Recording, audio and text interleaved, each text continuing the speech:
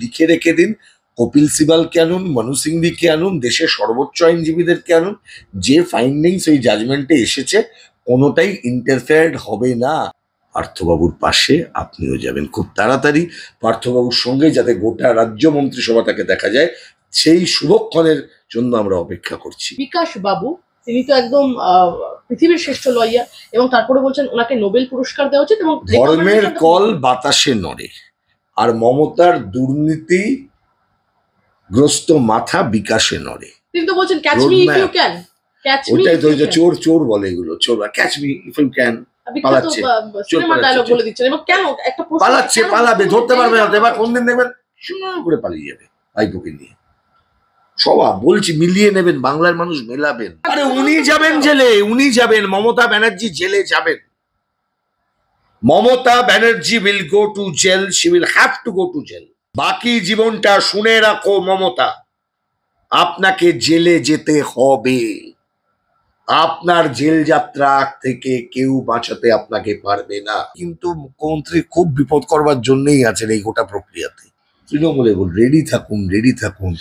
Tip of the iceberg, কোনোটা বাঁচবে না, কেউ বাঁচবে না। যারা তৃণমূলকে এনেছে, যারা তৃণমূলের পক্ষে কথা বলেছে, যারা তৃণমূলকে নিয়ে ধান্দা করেছে, ধান্দাবাজি করেছে, গুন্ডামি করেছে, কেউ বাঁচবে না। মমতাও যাবে, ওরাও যাবে। যারা তার ধামাধারী তাদেরও বিপদ ভারী। এখন থেকে ভয়ে থাকুন, রাতের ঘুম কেড়ে নেওয়া হবে আপনাদের প্রত্যেকে। সুপার নিউমেরিক পোস্ট ক্রিয়েট হয়েছিল মন্ত্রিসভার যে বৈঠকে, সেই মন্ত্রিসভার বৈঠকের ফাইলের পাশে মমতা ব্যানার্জির সই নিশ্চিতভাবেই আছে। বিশ্বাস করুন। এখনো যারা বিশ্বাস করছেন না, আগামী দিনে আপনাদের বিশ্বাস করতে হবে। পাগলের প্রলাপ বকেছেন, কোনোটাই আইনের ভ্যালিড কথা নয়। লিখে রেখে দিন, কপিল সিবালকে আনুন, মনু সিংভিকে আনুন, দেশের সর্বোচ্চ আইনজীবীদেরকে আনুন, যে ফাইন্ডিংস ওই জাজমেন্টে এসেছে কোনোটাই ইন্টারফেয়ার্ড হবে না। এটা বুঝতে পারার পর উনি এই সৎসাহস দেখাননি যে রিভিউ পিটিশন ফাইল করব, আমাদের সরকার দায়িত্ব নেবে। তখন কি করতে হয়? যেখানে আইন কাজ করছে না সেখানে জনপ্রিয়তা, মুখ্যমন্ত্রী ডেকেছেন, আমি পশ্চিমবঙ্গের মুখ্যমন্ত্রী, আমি তোমাদের সলভ করে দেবো, চলো আমি আছি। এই আমি আমি আমি আমি করতে গিয়ে নেতাজি ইন্ডোর স্টেডিয়ামের সভাটা দেখেছেন। ওই সভাটা আর একটা দুর্নীতির রাস্তা খোলবার চেষ্টা করছেন দুর্নীতির রানী চোর মুখ্যমন্ত্রী। সোমবার চাকরিহারাদের সঙ্গে একদিকে বৈঠক মুখ্যমন্ত্রী, শিক্ষামন্ত্রী ব্রাত্য বসু তিনি বলছেন যে আমরা বঞ্চিত এবং যোগ্য চাকরি প্রার্থীদের। শিক্ষামন্ত্রী ব্রাত্য বসু 8 তারিখ না 7 তারিখ কবে করবেন? 7 তারিখ। 8 তারিখটা পরের দিন। কি করছে ওর কথার মধ্যে ভরসা রাখবেন না। মনীষ জৈন কি বলে এসছেন কোর্টে সবাই জানে। মুখটা এইটুকু হয়ে গেছে, এর গাড়ে দেবেন ওর গাড়ে দেবেন। সবটা নাটকের মঞ্চ নয় ব্রাত্যবাবু। রিভ ভ্যান উইঙ্কল কখন উঠবেন আপনিও জানেন না। অনেক অনেক অনেক সহ্য করেছি আমরা। আপনার চিবিয়ে চিবিয়ে কথা, আপনার অপমানজনক কথা, বামপন্থাকে অপমান করা, বামপন্থী মানুষজনকে অপমান করা, দুর্বল মানুষজনকে অপমান করা, অনেক সহ্য হয়েছে। পার্থবাবুর পাশে আপনিও যাবেন খুব তাড়াতাড়ি। পার্থবাবুর সঙ্গে যাতে গোটা রাজ্য মন্ত্রিসভাটাকে দেখা যায়, সেই শুভক্ষণের জন্য আমরা অপেক্ষা করছি। দেখা যাবে, খুব শিগগিরই দেখা যাবে। আপনারা যখন এই কথা বলছেন তখন শিক্ষামন্ত্রী বলছেন যে এসএসসির দেওয়া তথ্য এবং পরিসংখ্যানের ভিত্তিতেই বলা হচ্ছে যে এসএসসি একটা তথ্য প্রদান করেছে, কিন্তু কোথাও গিয়ে সুপ্রিম কোর্ট তাতে সন্তুষ্ট। হ্যাঁ, এটা বলছেন তো, উনি অবমাননা করছেন, আবার গন্ডগোল করছেন, আবার সংলাপে ভুল হচ্ছে ব্রাত্যবাবু। নাটকের সংলাপ নয়, নাটকের সংলাপ নয়, বা আপনার একটা ওই পিএইচডি থিসিসও নয়।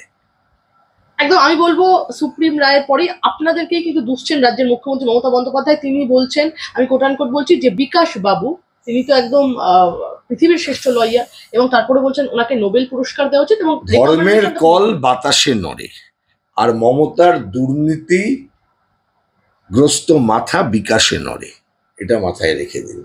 যখনই মমতা ব্যানার্জি দুর্নীতির জাঁতাকলে পড়ে যান, দুর্নীতি করার, পাপ করার, ক্ষতি করার, মানুষের ক্ষতি করা, যার জন্য ওনার রাজনীতি, একটা লোকের কোনো ভালো করেননি ওই ভদ্রমহিলা, একটা লোকের না। আপনি ওর বাড়ির লোকেদের কাছ থেকে খবর নিন কত ভালো করেছেন, তারা বলবেন। মমতা বন্দ্যোপাধ্যায় একটা লোকের ভালো করেনি। এত ছেলেমেয়ের তো ভালো করার কথা পরে, একজনেরও ভালো করেননি জীবনে। আপনাদের উদ্দেশ্যে মমতা বন্দ্যোপাধ্যায় বলছেন যে এই আমি বললাম তো, কয়েক লক্ষ মমতা পরিবার ব্যানার্জির দুর্নীতির গাছ বিকাশে নড়ে, কিছু হলে ধর্মের আপনারা দায়ী কল থাকবেন। বাতাসে মরে। আর উনি মুখ্যমন্ত্রী হয়ে কি খালি নাচবেন, কুদবেন, ঘুরবেন এর জন্য মুখ্যমন্ত্রী? মুখ্যমন্ত্রীর কাজ নাচা, মুখ্যমন্ত্রীর কাজ কবিতা বলা, মুখ্যমন্ত্রীর মুখটা কত সুন্দর পাউডার মেখেছে সেটা দেখা না। She has many work to do as an administrator. একদিকে বলছেন যে 7 তারিখ ইন্ডোর স্টেডিয়ামে একটা কনস্পিরাসি প্লট করা হবে, সেখানে মুখ্যমন্ত্রী একদম খোলাখুলি ঘোষণা করেছেন যে তিনি চাকরিহারা শিক্ষকদের পাশে থাকবেন এবং তার কথায় আরে কিভাবে থাকবেন পাশে? I want that guidelines. তিনি তো বলছেন catch me if you can, catch me. ওটাই তো, চোর চোর বলে এগুলো, চোর catch me if you can. পালাচ্ছে, সিনেমা ডায়লগ বলে দিচ্ছেন এবং কেন একটা প্রশ্ন, পালাচ্ছে, পালাবে, ধরতে পারবে না। এবার কোনদিন দেখবেন সুন্দর করে পালিয়ে যাবে ভাইপোকে নিয়ে। সবাই বলছি মিলিয়ে নেবেন, বাংলার মানুষ মেলাবেন। বদমাইশ লোক যদি ক্ষমতায় আসে তাহলে কি হয়, এই মমতা ব্যানার্জি হচ্ছে তার প্রকৃত উদাহরণ। খারাপ লোক, বাজে মানুষ, হৃদয়হীন, বাজে লোক, খারাপ লোক, শি ইজ ব্যাড। শুভসাচিদা, আপনি একজন আইনজীবী, আমি এবার একটা আইনের প্রশ্ন করবো। মুখ্যমন্ত্রীর কথায় তৎকালীন প্রধান বিচারপতি অর্থাৎ মিস্টার ডিওয়াই চন্দ্রচূড়ের কথা বলছেন, তিনি বলছেন চন্দ্রচূড়জি এই মামলাটিকে স্থগিত রেখেছিলেন, স্থগিত করে দিয়েছিলেন। চন্দ্রচূড়জি ওনার বাড়িতে যেন কাজ করেন, বা ওনার ওই বিজেপি মন্ত্রিসভার মন্ত্রী অমুকজি তুসুকজি, ভারতের প্রধান বিচারপতি হিসেবে দেখুন, ওটা একটা চেয়ার। তিনি বলছেন সেই প্রধান বিচারপতি একটা চেয়ার, ওখানে আজকে চন্দ্রচূড় থাকতে পারেন, কালকে খান্না থাকতে পারেন, পরশু আরেকজন থাকতে পারেন। ওটা একটা chair. Chief justice of India is a chair, chief minister of the West Bengal is a chair. ওনার এই ধারণা থাকা সম্ভব নয়। অনেক পড়েছেন তো সব গুলিয়ে গেছে। এই মেধানী উনি কেলগে গেছিলেন বক্তৃতা করতে, কেলগের ক্যান্টিনে। আর স্তাবকের দল গেছিল, স্তাবক আর ঘুরে ঘুরে দেখছে, যখন সব বিরোধী এরকম করে ঘুরে ছবি তুলছে। এদের সব বাড়ির লোকেরা আছে, দেখে তো স্তাবক, বাড়ির লোকেরা দেখে, তার বাবা স্তাবক, মা স্তাবক, মুখ্যমন্ত্রীর সঙ্গে যাচ্ছে, চাকরি খেকো মুখ্যমন্ত্রীর সাথে যাচ্ছে, চোর মুখ্যমন্ত্রীর সাথে যাচ্ছে, বদমাইশ সরকারের লোকের সাথে যাচ্ছে, যে সরকারের কোনো মানবিক বোধ নেই, সেই সরকারের সাথে যাচ্ছে। আইনের শাসন সম্পর্কে ধারণা নেই সরকারের, মুখ্যমন্ত্রী গুণকীর্তন করবার জন্য পৌঁছচ্ছেন। স্তাবকের দল। একদম মুখ্যমন্ত্রী বলছেন যে একজন বিচারপতি স্টে অর্ডার দিলেন, অন্যজন বিচারপতি একদম ক্যান্সেল করে দিলেন। মমতা জুরিসপ্রুডেন্স পড়তে গেলে কিন্তু আমাদের দেশের আইনটা ভুলে যেতে হবে, এটাই হচ্ছে মুশকিল। স্টে অর্ডার অন্তর্বর্তীকালীন একটি রায়। আজকে একটি মামলায় স্টে অর্ডার হয়েছে বলে ফাইনাল অর্ডারে সেটাই থাকবে এরকম বিষয় তো নয়। মামলাটা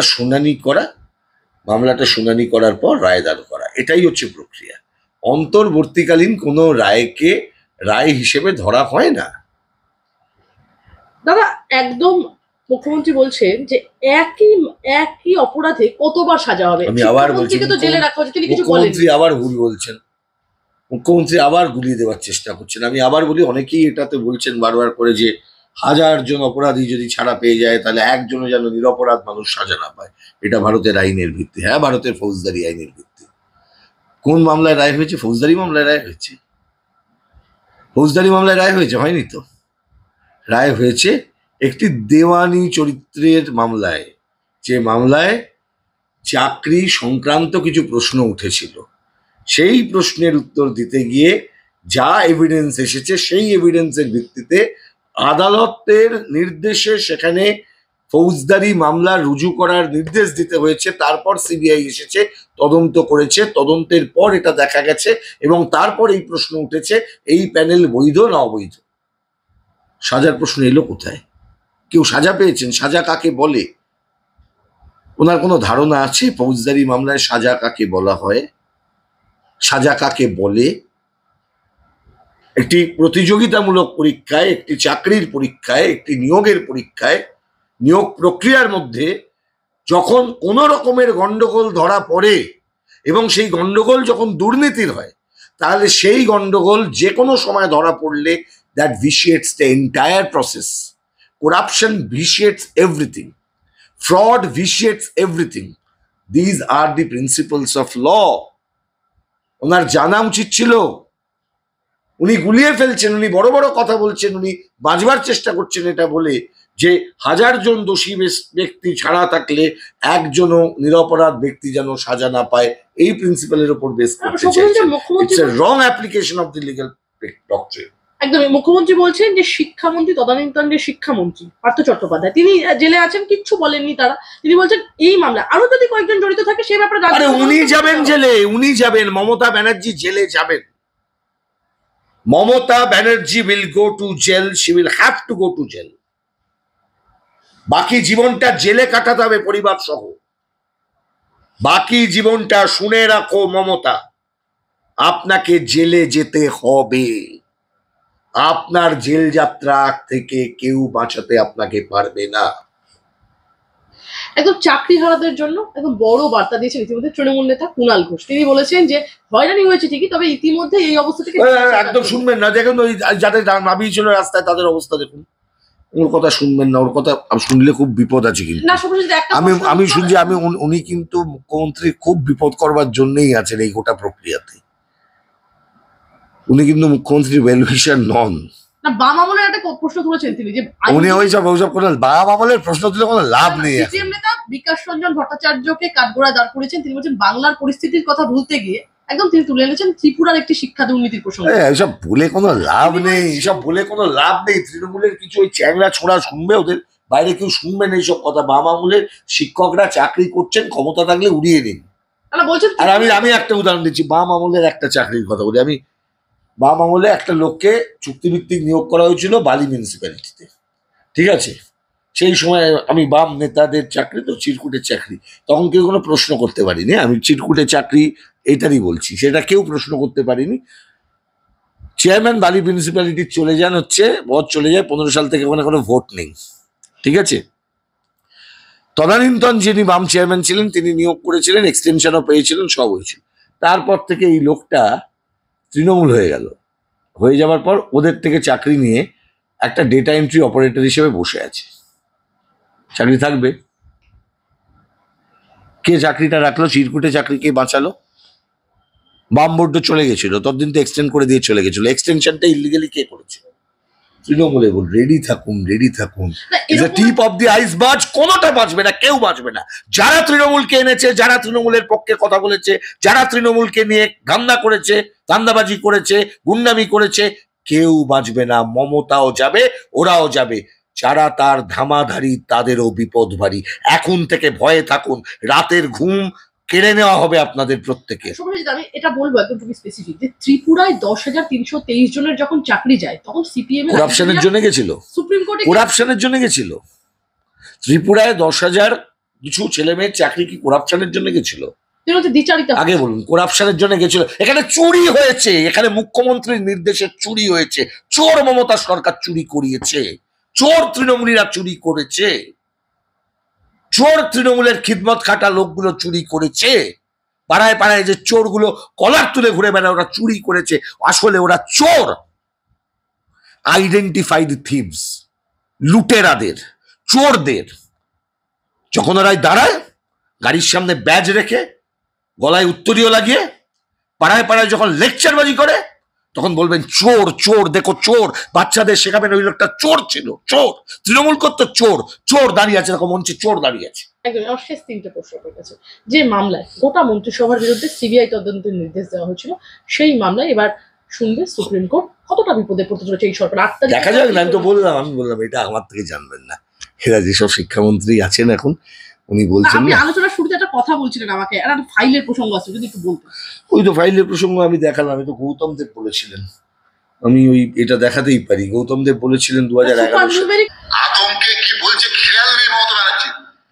কাকে জেলে পুরবে? আমাকে? অসীম দাশগুপ্তকে? বুদ্ধদেব ভট্টাচার্যকে? সূর্য মিশ্রকে? জেলের ভয় দেখাচ্ছ তুমি, আর ফাইলের ভয় দেখাচ্ছ। আমি শুধু পুলিশকে বলবো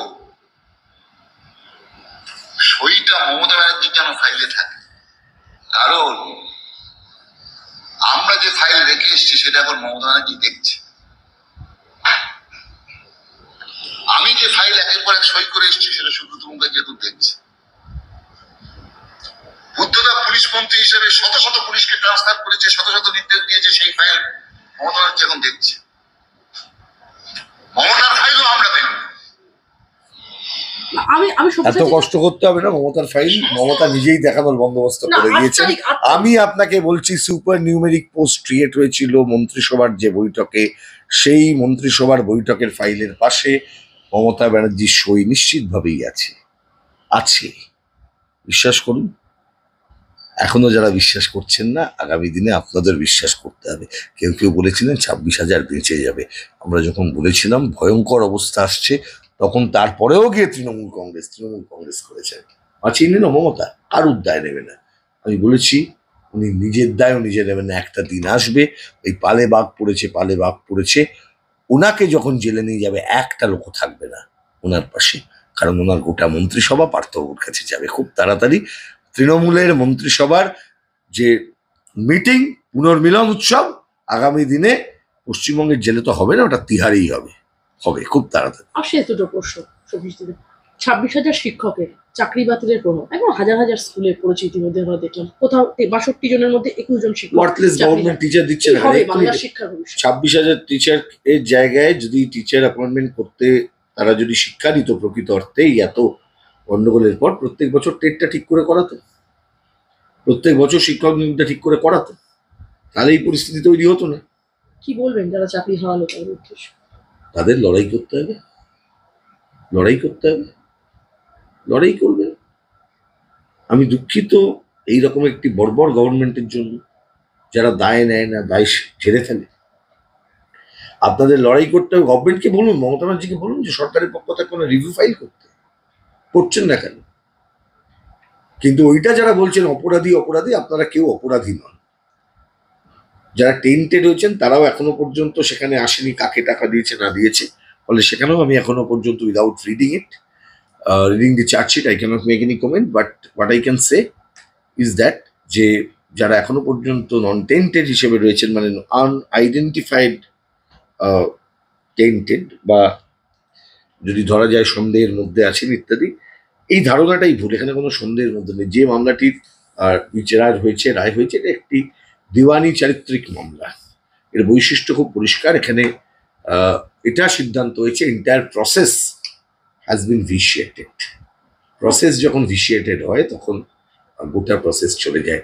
ফৌজদারি আইন আর এই ধরনের সিভিল ল যেগুলো আছে, সিভিল লিটিগেশন প্রশ্নগুলো, সেই প্রশ্নগুলোকে এক জায়গায় আনা যায় না। দুর্নীতির যে পার্ট সেটা হচ্ছে ফৌজদারি অংশ, যেটার বিচার চলছে। পার্থবাবু জেলে আছেন, আগামী দিনে মন্ত্রিসভা জেলে যাবে, মুখ্যমন্ত্রী জেলে যাবেন, XYZ যাবেন, ওটা। দ্বিতীয়টা হচ্ছে নিয়োগ। যারা চাকরি হারালেন তাদের কি হবে? পরীক্ষা দেবেন, সুযোগ দিয়েছে সুপ্রিম কোর্ট, দিতে পারবে না। এসএসসি বলছে 3 মাসের মধ্যে এই নিয়োগ, এটা ওদের দায়িত্ব, এটা গভর্নমেন্ট ছেড়ে দিয়ে চলে যান। আমরা বলছি তো আপনারা থাকলে কিছুই সম্ভব নয়। অযোগ্য অপদার্থ মুখ্যমন্ত্রীর আমলে কিচ্ছু সম্ভব নয়। আর শেষ প্রশ্ন শুভজিৎ, যে প্রাথমিকেও কি বাতিল হতে পারে 60,000 চাকরি? শুধু তাই না, একদম পুরসভা নিশ্চয়ই বাতিল হতে পারে, নিশ্চয়ই। পুরসভার নিয়োগ নিয়ে কি বলবেন? যাবে, কন্ট্রাকচুয়াল নিয়োগ যাবে। যেখানে যেখানে তৃণমূল গভর্নমেন্ট নিয়োগ করেছে প্রক্রিয়া সব জায়গায় যাবে। একটা নিয়োগ স্বচ্ছ হয়নি 11 সালের পর থেকে, একটা নিয়োগ স্বচ্ছ হয়নি। আমি বলছি একটা নিয়োগও স্বচ্ছ হয়নি। আর এই বাম আমলের চিরকুটের চাকরি যদি বলেন, আমি এরকম অসংখ্য দেখাতে পারি। বাম আমলে কন্ট্রাকচুয়াল চাকরি পেয়েছিল সঠিকভাবে, এক্সটেনশনও পেয়েছিল সঠিকভাবে, কিন্তু তৃণমূল আমলে যখন এক্সটেনশন দেওয়া হয়েছে তখন সেটা বেআইনিভাবে সেই চাকরিগুলোও যাবে। মানে তৃণমূলের পা ধরে কিছু লোক আবার চাকরি বাঁচিয়েছিল, তাদেরও যাবে, চিন্তা নেই।